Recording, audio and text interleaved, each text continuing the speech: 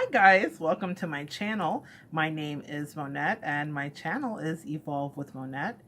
I am a professional intuitive empath as well as a published children's book author and a chef. And my goal with this channel is to bring communication and conversations to you that help to get you through the next steps of your life so that you can evolve. So sometimes I'll be bringing pop culture things and making a point of that, or kind of exploring something that's going on in pop culture if I think it can be helpful. Sometimes it's going to be things that are happening with my clients. Sometimes it's going to be things I'm sharing that I'm working on with myself. So today, the thing that I want to talk to you about is why for this Valentine's Day, you need an astrology reading. So here's the thing.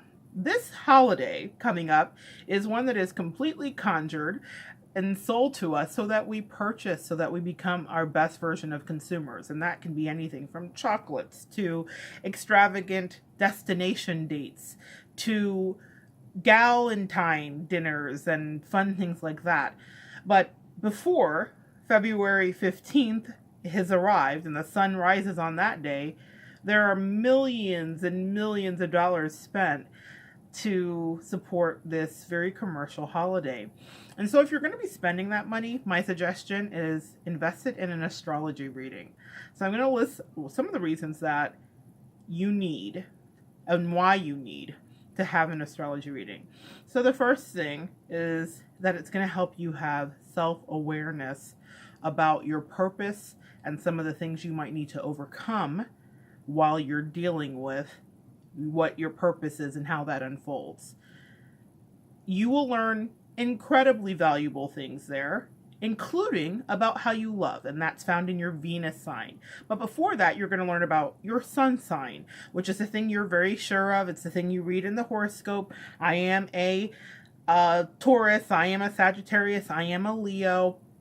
We are usually pretty familiar with those kind of informations that we are given in regards to our sign. However, what is underneath the surface is the rising sign. And for a lot of us in the metaphysical community, we may very well know about that. That rising sign is a sign that was quite literally cresting the horizon as you were being born. So for me, my rising sign is Gemini. So that is how people perceive me. It also happens to be where some of my strengths and traits are insofar as communication. Also, along your chart, you'll learn how you feel about things, your mental health. So that's found in your moon sign. And that's why you need to have an astrology reading. And then when we go past moon sign, and the moon sign's important because that's how we feel, it's how we live our lives, it's what makes us comfortable. Lots of information to be gleaned from that. When you go past that, you're going into what sign is Mercury in for you. That's how you communicate. That's how you convey thoughts and ideas. That makes you the person in the argument that wants to stay to fight for another 4 hours, or the person that needs to decompress. Understanding your Mercury sign helps you to understand some of the challenges you may have had with communication and interpersonal dynamics. So when we get past Mercury, now we're into the Venus sign, which is all about Valentine's Day. And that's not going to tell you who you should marry. Rather, it's going to express to you what your love style is. What your love style is. And that is something that is so important to know, because when you have your chart and then maybe your partner's chart, you can actually contrast and compare and see what the best way that you two would get on would be and why you are attracted to each other. And what I will say is that there are various components that are existing in our chart which help us to understand our levels of attraction. So it's not just that one dimensional, but there is so much more going on in your sign and your horoscope and your astrology chart than meets the eye. And I think that it's so often glossed over, and then we are wondering, well, is this stuff have any merit? Is this stuff valid? Is this just a waste of money? Actually, probably the best money you'll spend in this year is on an astrology reading. And I tell you 2 stories about astrology readings for me. So here's a pro tip one when seeking out an astrology reading. Wait until the end of January going into February to get your reading. That's why I say it's what you must do for Valentine's Day. Because In the metaphysical community, it is our busy season from the holidays up on through till New Year. Everybody wants readings, they want forecasts, they want to know what's going on. And while I am not a professional astrologer, I am a professional intuitive empath, meaning I work with clients every day from around the world and I help them to disseminate and walk through problems. So on any given day, I could be a sex therapist or a life coach. It just depends on what my client needs, but they also need my intuition and my perception about things that are going to happen as well. When you're dealing with astrology, what I liken it to is reading a sheet of music. I play many instruments throughout my life, and music is a foreign language. So when you learn how to read music, these dots and lines and squiggles now turn into to sonatas, and they turn into ballads, and it turns into melody, but you have to know how to decipher it. The reason that you invest your money with an astrologer is to get them to help you decipher the dots and the lines and the squiggles, which quite literally is what your natal chart will look like. Dots, lines, and squiggles to the untrained eye. To an astrologer, they're going to be digging deep and finding out things that are important for you to know about yourself so that you can move forward the most expeditiously in your life. Now, I sought out the help of astrologers for many years, but when I started getting really into YouTube, and I don't mean from what you see on this channel, meaning liking YouTube and just being a consumer like you are, years ago, I noticed that there's this whole metaphysical community that does readings on a regular basis, and there are astrologers, and there's just a buffet of energetic people to choose from. So I chose Steve Judd.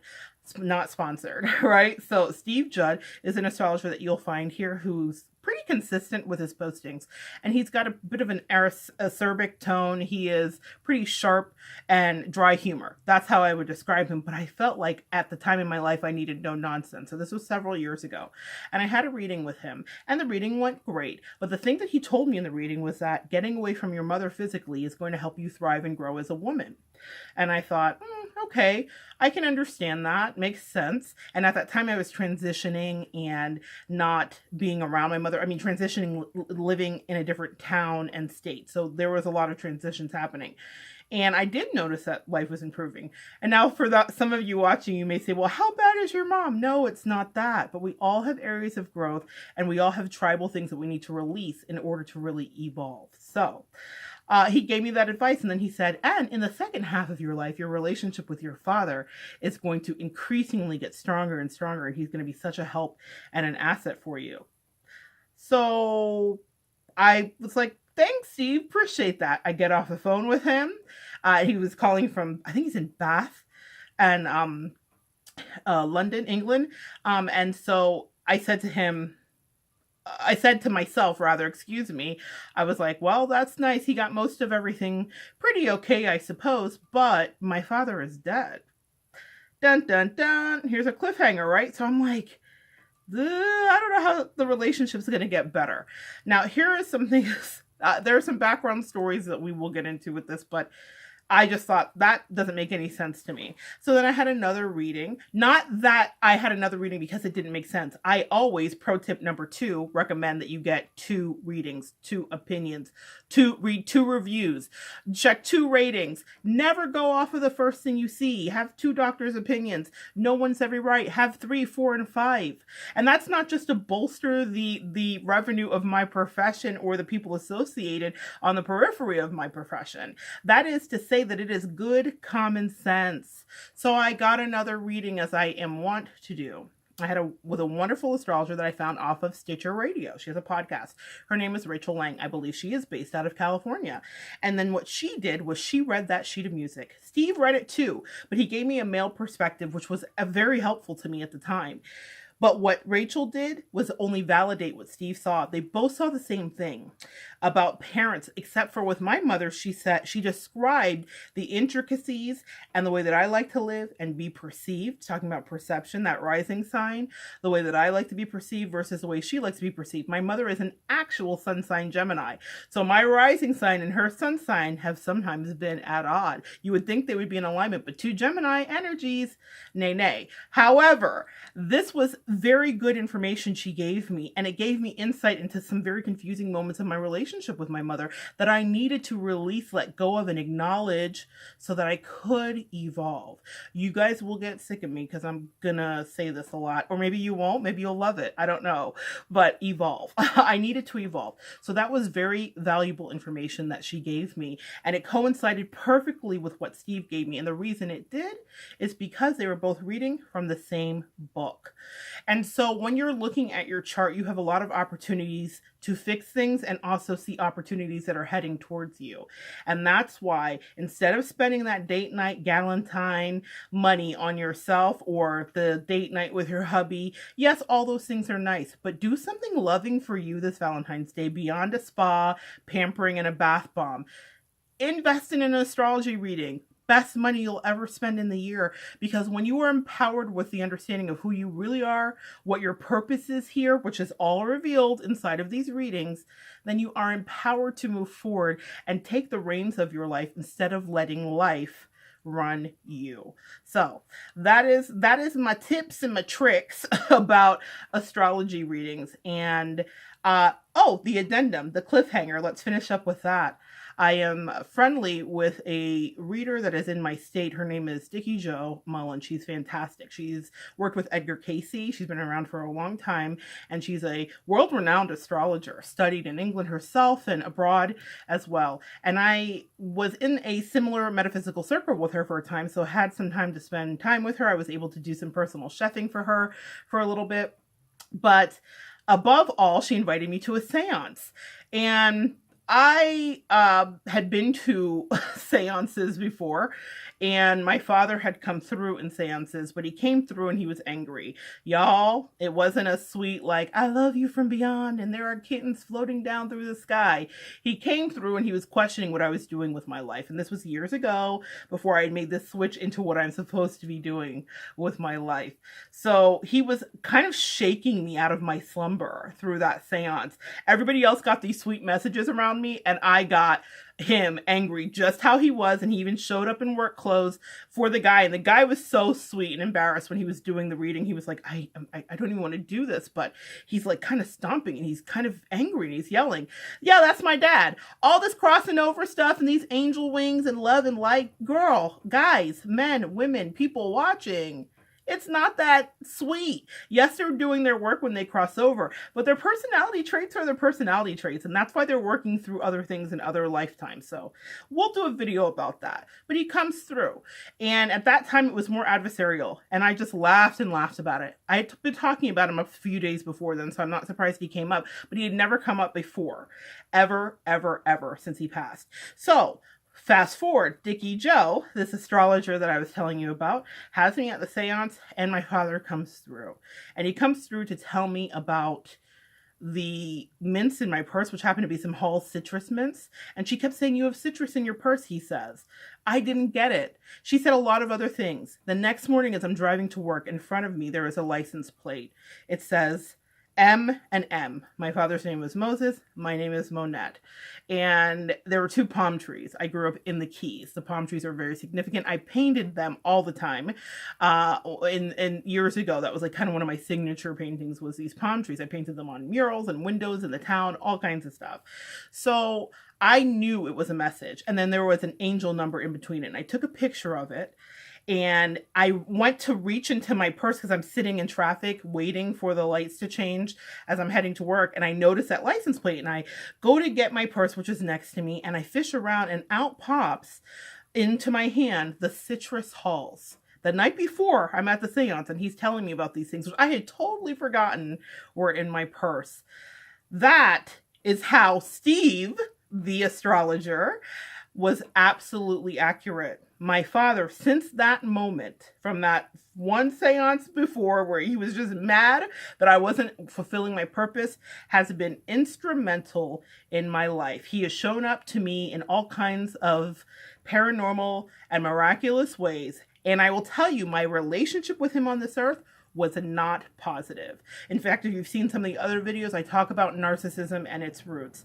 So I feel like he's doing his work on the other side, but it was pointed out to me that I would have this connection so that I could even be aware and open to receive that energy and the other things he said in the seance to me about the direction of life or things that he needed to make or atone for.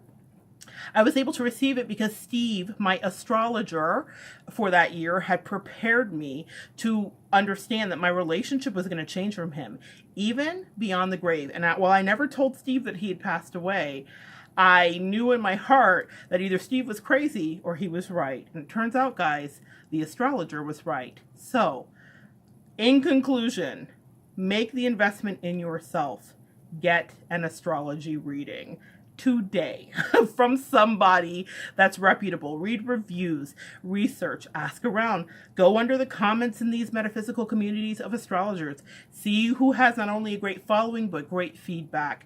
That's how you make your decision, and you trust your intuition, because the information you're given is what is going to be needed to unlock the key for you to move forward. All right. So I'm so glad you joined me today, and I want you to come back and we're going to continue to talk and continue to evolve together.